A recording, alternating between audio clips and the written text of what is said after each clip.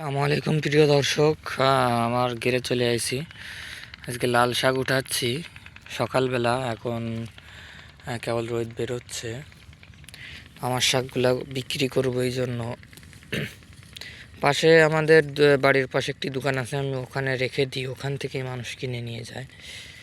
তো আগে একাটি উঠাইছি, ওই মাথায় রেখে আসছি। তো ওই পাশে অনেক শাক আছে, এই পাশে অল্প কিছু রয়েছে, এইগুলা উঠাবো, এরপরে যে ওইখানে উঠাবো ইনশাল্লাহ। প্রিয় দর্শক, এই যে হচ্ছে লাল শাক, এই পাশ থেকে উঠাইছি। আগে কিছু বিক্রি করছিলাম, তো আজকে আবার অল্প কিছু তুলবো, 2-3 আটি। প্রতিদিন 2-3 আটি করে বিক্রি করলে আস্তে আস্তে বিক্রি হয়ে যাবে।